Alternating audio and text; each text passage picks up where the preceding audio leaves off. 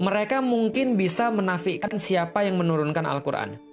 Mereka mungkin bisa menafikan kebenaran Al-Quran, tapi mereka tidak bisa menafikan fenomena-fenomena yang disampaikan di dalam Al-Quran. Allah sampaikan, coba lihat manusia. Sehebat-hebatnya dia bisa jalan, ujung-ujungnya dia pasti akan mati. Ini adalah satu fenomena yang tidak bisa untuk dihindarkan. Manusia pasti mati. Coba kalian lihat, manusia dulunya tidak ada.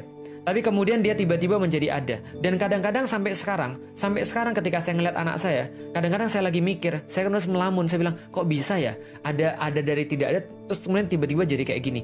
Jadi tumbuh, jadi dewasa, tiba-tiba bisa melakukan segala hal. Ya, orang-orang yang sudah punya anak biasanya pernah mikir kayak begini. Mereka tuh merasa takjub banget, kok bisa ya? Kok bisa ya? Bahkan ketika masih di dalam perut ibunya pun kita sudah mikir begitu. Kok bisa ya? Ada terjadi kayak gini, bentuknya jadi kayak manusia. Padahal dari ketiadaan. Di dalam perut itu nggak ada apa-apa, tiba-tiba dari kecil, tiba-tiba jadi besar, lalu tiba-tiba jadi anak yang bisa kayak begini. Dan sampai sekarang secara biologis pun tidak ada yang bisa menjelaskan bahkan bagaimana dari sperma dan ovum, kemudian mereka bergabung jadi zigot, dari zigot jadi morula, morula jadi blastula, blastula kemudian berkembang terus membelah diri, dan tiba-tiba sel yang identik itu tiba-tiba berubah di saat tertentu, tiba-tiba seolah-olah mereka tahu untuk apa masing-masing. Bayangin ya, zigot itu identik karena sudah melebur antara sperma dan ovum.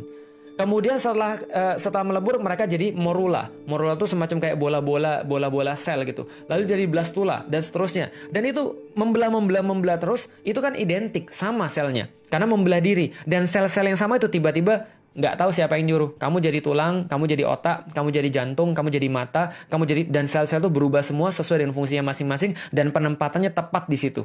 Nggak ada pernah kan ya, antum ngelihat kemudian orang-orang yang kemudian tiba-tiba punya kelainan yang demikian besar sekali. Semua terjadi begitu teratur. Ada polanya. Nah, semua itu diminta untuk kita perhatikan.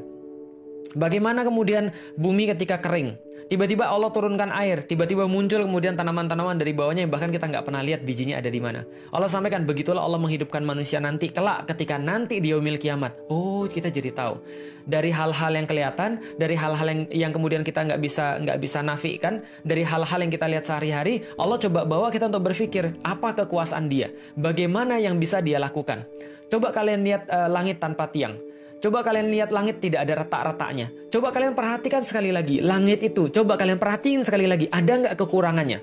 Kalau seandainya langit yang sedemikian besar itu saja bisa Allah ciptakan, bisa Allah tinggikan, maka Allah bilang, penciptaan siapa yang lebih susah? Kalian atau langit?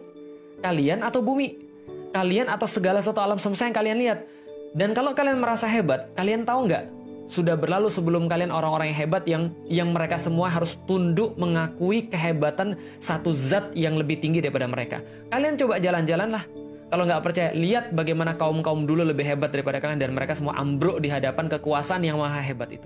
Maka Allah mengantarkan kepada kita tanda-tanda yang suruh kita untuk mikir terus. Suruh kita untuk menggunakan akal. Suruh kita untuk kemudian untuk telaah, analisis. Sampai ketika seseorang tuh punya referensi-referensi ini yang dia perlukan, maka dia bisa beriman kepada Tuhannya dengan keimanan yang benar.